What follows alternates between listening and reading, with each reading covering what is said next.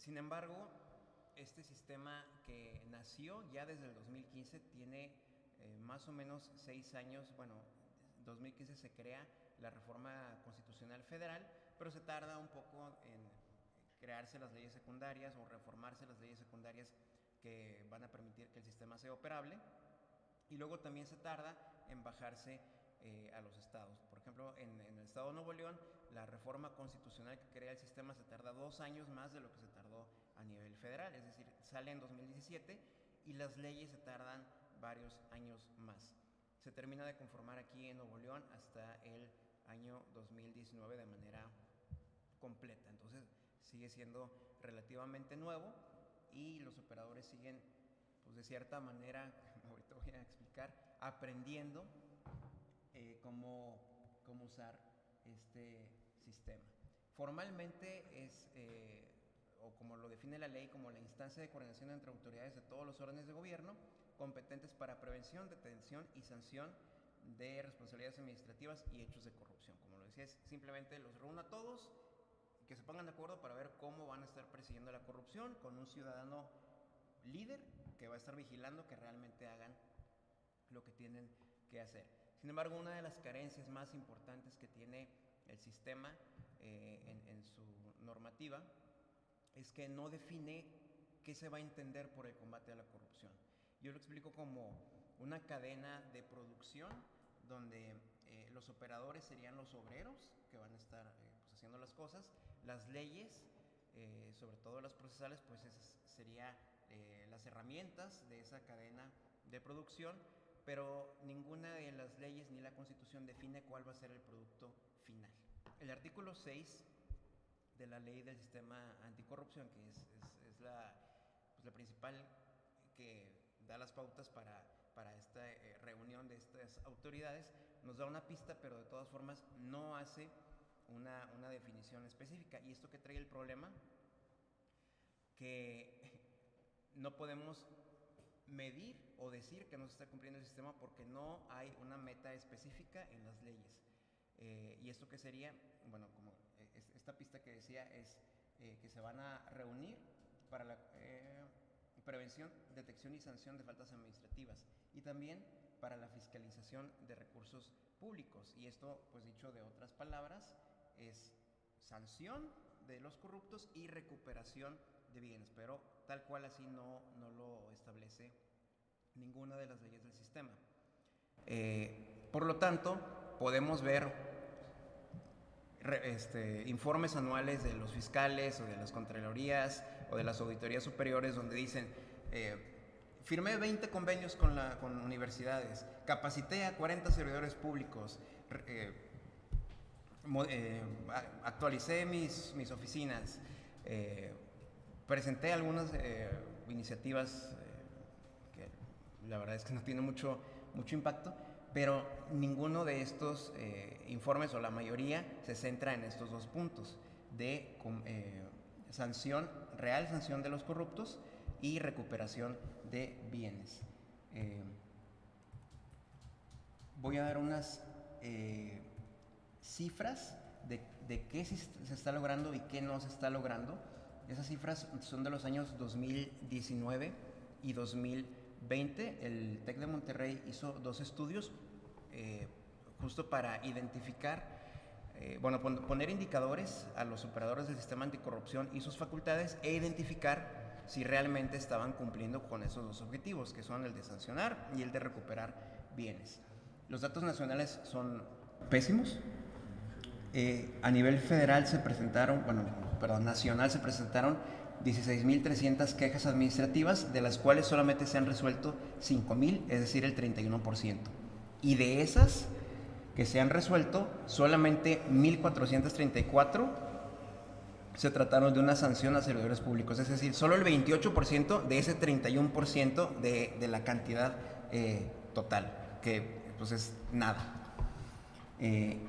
Claro que esto es un tema cuantitativo, hay que ver qué tipo de sanciones hay, porque pues muchos podrían ser que se suspendió al servidor público por 3 días y ya cuenta como una sanción. Esos datos no se pudieron obtener. Eso por la parte administrativa. Por la parte penal se han emitido 13 sentencias penales a nivel nacional de un total de 6.173 denuncias por hechos de corrupción. Es decir, solamente se han podido emitir el 0.2% del número total de denuncias. Que, vuelvo a decir, nada, tampoco por la parte penal. En la parte de recuperación de bienes, únicamente se han recuperado 2.6 millones de pesos, como digo, estas son cifras de los años 2019 y 2020, por hechos de corrupción. Sin embargo, solamente por corrupción en trámites se calcula que hay un costo de 12,000 millones de pesos por año. Entonces, comparados a esos 2.6 millones, pues es nada. De hecho, cuesta más estar alimentando o dándole el presupuesto a los operadores del sistema de lo que están recuperando como bienes desviados por hechos de corrupción. Yéndonos al caso de Nuevo León, solamente se ha sancionado a un solo servidor público en los años 2019 y 2020 por la vía administrativa y no se ha recuperado un solo peso por hechos de corrupción. La parte penal en el estado de Nuevo León. Se han recibido 114 denuncias entre 2019 y 2020, las cuales solamente iniciaron 11 investigaciones. Solamente se hicieron 12 formulaciones de imputación. Me imagino que es una de un año anterior porque no cuadra el 11 con el 12. Se obtuvieron 4 autos de vinculación a proceso y solamente se obtuvieron 3 sentencias. Esas 3 sentencias no se pudieron ejecutar porque se presentaron amparos o apelaciones y no se pudo ejecutar ni una sola de las sentencias, ni tampoco se pudo recuperar un solo peso. Llegando hasta el tema de las sentencias que sí se pudieron obtener, pues tendríamos una eficacia del 2.63% del número total de denuncias que recibió la Fiscalía. ¿Cómo se explica esto? Teniendo en cuenta el tipo de diseño que tiene el sistema anticorrupción, que al menos en papel o en lo redactado en las leyes parecería incluso infalible, porque todos están puestos de acuerdo, tienen presupuesto, tienen buenos procesos, incluso procesos más o menos ágiles. Se trata de asegurar que quienes están nombrados para los puestos hayan pasado por un filtro ciudadano. Pues no es fácil explicar por qué hay resultados tan malos, pero la explicación que yo le podría encontrar es el tema del fetichismo jurídico, que es esta idea de que, bueno, muy arraigada en América Latina, que es esta idea de que al cambiar la ley se va a cambiar la realidad. Es decir, incluso la propia sociedad civil pensó que al estar redactadas esas leyes ya iba a ser un candado lo suficientemente fuerte como para que se cumplieran y tanto como gobernantes como la sociedad civil se olvidó de verificar cómo iba a ir caminando el cumplimiento de estas leyes. O dicho de otra manera, se podría identificar como una carencia de voluntad política para un real combate a la corrupción. Y pues, es difícil identificar o explicar la voluntad política porque es algo que no se puede ver. Es como el diablo, que todo el mundo sabe que existe pero nadie lo ha visto. Pues igual es esto, aunque hay ciertos detallitos en los que es posible voltear a ver e identificar que sí hay una carencia de voluntad política o voluntad política para mover un tema hacia cierto ángulo. Por ejemplo, un fenómeno que pasa, bueno, que es conocido, es el artículo más reformado de la Constitución Federal, que es el artículo 63, que es el de las facultades del Congreso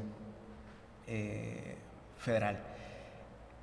¿Qué es lo que regularmente pasa? Cuando el Congreso quiere tener un tema, monopolizar un tema, por así decirlo, pues lo mete ahí y ya nadie más lo puede tocar. No lo pueden tocar los estados, no lo pueden tocar los municipios, no lo puede tocar ni siquiera la Suprema Corte porque está en la Constitución y la Suprema Corte se encarga de defender lo que esté en la Constitución. Entonces, cada reforma tiene sus ciertos detallitos que si se voltea a ver la realidad política, social de México en el momento de esa reforma, pues es posible ahí sí identificar la voluntad política que tuvieron los legisladores. Entonces, así como se puede identificar en ese artículo 63, pues se puede identificar en el sistema anticorrupción. Por ejemplo, aquí en Nuevo León, el fiscal anticorrupción no tiene presupuesto. Bueno, dicho de otra manera, tiene, pero no sabe cuánto es, porque cada vez que necesita dinero, se lo tiene que pedir al fiscal general, como si fuera su papá. Y hay ciertos, pues, por así decirlo, lagunas en el diseño que permiten que intervenga la voluntad de los encargados de operar el sistema anticorrupción. ¿Cómo se puede arreglar esto? Bueno, pues necesitaría el sistema tener un rediseño para llenar esas pequeñas lagunas y poder ponerle bloqueos o limitar la voluntad política en el sistema. Y tengo 6 propuestas muy específicas al respecto. Sin embargo, hay que aclarar que esas propuestas pues requieren en sí mismas voluntad política para modificar las leyes y ponerlas a andar. En primer lugar, pues el sistema en sí, a pesar de en papel verse bien, es extremadamente complejo. Son un montón de comités, de servidores públicos que se tienen que poner de acuerdo entre sí y que la verdad se tardan meses y meses en lograr algún acuerdo para realizar alguna acción. Hubiera sido más sencillo y más ágil no crear un gran sistema anticorrupción, sino crear tal vez 2 o 3 subsistemas que iban a poderse encargar de sus facultades o atribuciones de una manera mucho más ágil. Por ejemplo, me parece un error haber reunido la parte penal con la parte administrativa dentro de este gran comité coordinador, es decir, que se sienten el fiscal anticorrupción y el contralor y el auditor, cuando pudieron haberse creado un subsistema para el tema penal y un subsistema para el tema administrativo y ponerse de acuerdo cuando sea necesario. Por ejemplo, que el contralor se dé cuenta que una falta administrativa también es un delito y avisárselo al fiscal, pero nada más. De lo contrario, pues se están solo enredando entre sí y entre más temas. Otro punto es que se les olvidó en el diseño la unidad de inteligencia financiera. Pareciera chistoso que el encargado, el cerebro financiero del país no está sentado en el sistema anticorrupción. Pareciera incluso hecho a propósito. Ha tenido más resultados la unidad de inteligencia financiera en el combate anticorrupción que el mismo sistema completo. Por lo tanto, resulta increíble que no lo hayan puesto, y sumarlo o ponerlo en uno de esos subsistemas que comento, pues ayudaría mucho a que los demás operadores tengan la información necesaria para poder ejecutar sus funciones. El tercer tema, pues también es muy caro. Por ejemplo, solo la Fiscalía Anticorrupción del Estado de México, que es la que más presupuesto tiene, nos cuesta 150 millones de pesos por año. Y bueno, pues, es carísima, tomando en cuenta que no ha conseguido ni una sola sentencia por hechos de corrupción. Pero si sumamos todas las fiscalías, todas las contralorías, todas las auditorías, y nos damos cuenta que no nos ha dado ningún resultado, pues es un tema muy, muy lamentable. ¿Qué se pudiera haber hecho? Pues tal vez hacer un programa presupuestal de algunos, 3, 5 años, es decir, darles presupuesto y después hacerlas autosustentables, por así decirlo, con los mismos bienes que van recuperando de hechos de corrupción, o al menos un porcentaje, porque pues de eso se trata, recuperar bienes de hechos de corrupción para regresarlos a la hacienda pública. Cuarto punto, y creo que el más importante, para limitar la voluntad política, el sistema no tiene cazarrecompensas. En otros países, por ejemplo Estados Unidos, ha funcionado muy bien ese tema de tener cazarrecompensas, donde se le permite a cualquier ciudadano presentar una denuncia, armar el caso, investigar, presentar la información, y si se recuperan bienes, se sanciona al servidor público, pues cierto porcentaje de lo recuperado se le entrega a ese a ese ciudadano. Hay despachos en Estados Unidos que prácticamente se dedican a hacer esto, y si en México se les permitiera a grandes despachos especializados, mucho más de la especialización que pudieran tener los servidores públicos encargados de estos temas, pues habría mucho más oportunidades, sobre todo, y conocimiento técnico, para poder combatir la corrupción sin que se caigan los casos. Porque creo que limitaría mucho la voluntad política, porque este tipo de despachos presentaría su denuncia, y si la denuncia pues no es atendida, podría operar otros mecanismos tal vez jurisdiccionales, como por ejemplo amparos o algún recurso para obligar a los servidores públicos a iniciar los protocolos de combate a la corrupción, porque pues, el interesado sería estos despachos o particulares que van a querer su parte de los bienes que se recuperan. El número 5, el tema de nombramientos, que es quizás la falla más grave. Son procesos que se hicieron extremadamente complejos por el mismo tema de querer involucrar a la sociedad civil en los nombramientos.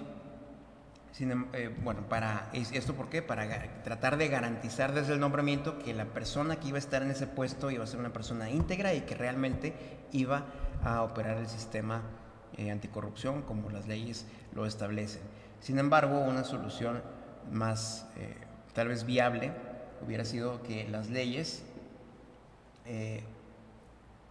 tuvieran la opción, o más bien la obligación a los operadores del sistema de realizar auditorías no a las instituciones, sino a los servidores públicos específicos encargados de esas instituciones de manera aleatoria. Es decir, pues, se hace un sorteo y el fiscal anticorrupción va a hacer pues, indagaciones a estos 20 servidores públicos este año. Pues para simplemente ver qué sale, y lo tiene que hacer porque lo tiene que hacer. No habría manera en que se le escape o no quiera hacerlo. El último punto es el tema de la cooperación internacional, que también se les olvidó ponerlos a los legisladores en el momento del diseño del sistema anticorrupción. Casos como los de Panama Papers o Pandora Papers han demostrado que se requiere miles de ojos y manos para estar revisando la información bancaria internacional y procesar la información y determinar ciertas responsabilidades, pero pues aquí ni siquiera se puso en algún lado tener algún tipo de convenio, algún tipo de mecanismo que abriera esta parte internacional. ¿Y por qué es muy importante? Porque el sistema anticorrupción, por más grande y por más nacional que sea, pues queda en eso, únicamente es nacional. Y esto pues que hace, facilita a que servidores públicos puedan recibir moches en bancos internacionales fuera de las facultades del sistema anticorrupción. Es muy fácil que llegue un particular y le diga: oye, amigo servidor público, me gustaría ganar esta licitación. ¿Cómo le hacemos? Claro, le diría al servidor público: claro que sí, con mucho gusto, ya sabes, nada más deposítame en esta cuenta en las Islas Caimán, está a nombre de mi suegra, que nadie se va a enterar, o está a nombre de esta empresa fantasma. Ya ves cómo se pusieron delatosos ahora con el sistema anticorrupción, que tengo que presentar mi declaración 3 de 3, ya no se puede hacer aquí local, pero pues no pasa nada, así le sacamos la vuelta desde el tema internacional y no hay ningún problema. Pues esos serían los puntos que traía para discutir el día de hoy. Muchas gracias.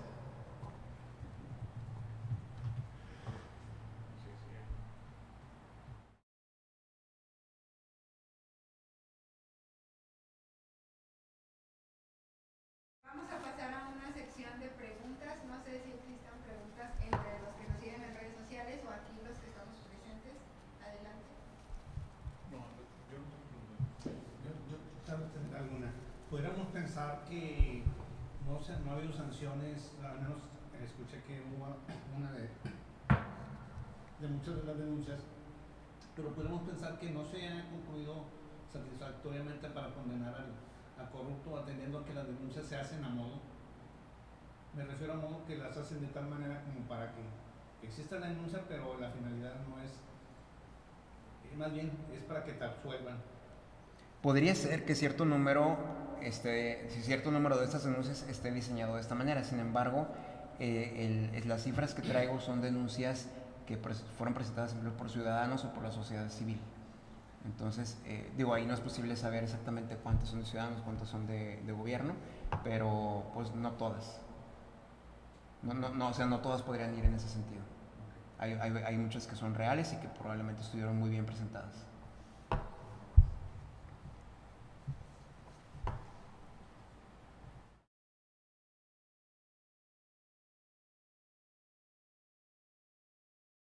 Bien, agradecemos al maestro Alfonso Martínez Pabello por esta charla que nos dio sobre el Sistema Nacional Anticorrupción y les agradecemos a todos ustedes por haber seguido nuestra transmisión en redes sociales.